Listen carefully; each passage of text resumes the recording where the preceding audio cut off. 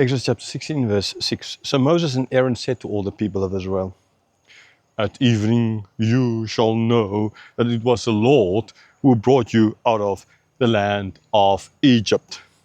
And in the morning you shall see the glory of the Lord, because he has heard your grumbling against the Lord.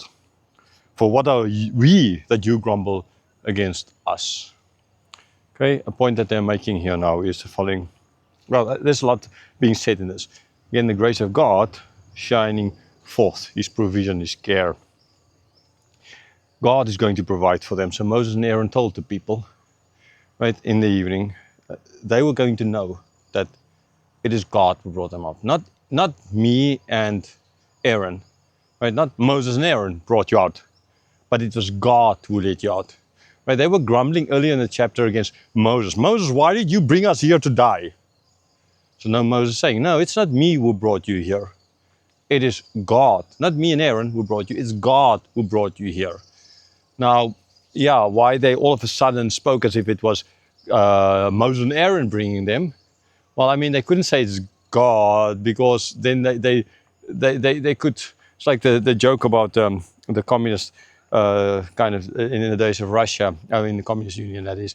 And in the school there in Moscow, the teacher told the kids to, no, it's tomorrow of May Day, and we'll all go to the Red Square, and then we will walk on the Red Square and throw our fists in the air and shout, God doesn't exist. And then the one little boy said, sir, but if God doesn't exist, what's the point of it? But if he does exist, I don't want to anger him. Right? Maybe something like this is happening here, in the sense that they understand. I mean, it's not Moses who opened the sea. So they couldn't blame God. They didn't want to go up against the God who destroyed Pharaoh's army there. But no, Moses can't really do that, most likely. Or no, so they just grumbled against Moses for safety's sake. And yeah, Moses saying, no, it's not me. And when you grumbled against us and say it was, you are not grumbling against us. You are grumbling against God. You think you're downplaying it. It's for your safety. You can maybe get away with just grumbling at us, but you're not grumbling at us ultimately. When you grumble at us, you grumble at God, right?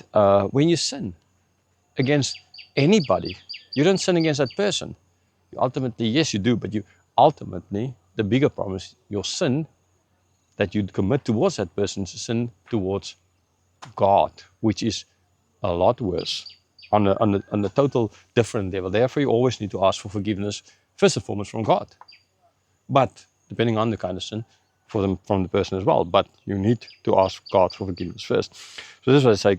What I have to say is, when you heard the child of God, ultimately, look out, just for the non-believers out there. So in the morning, they're going to see the glory of the Lord, right? So in this provision is going to point towards the glory of God ultimately. Right? It's like they were angry at Moses, actually at God, for not providing. God didn't just kill them all off. No, God is going to provide. So what they deserve, they're not going to get. So by God providing, his glory will shine through. His grace, his mercy, his love, all of this will shine through. And that's exactly the same kind of thing that happened on the cross.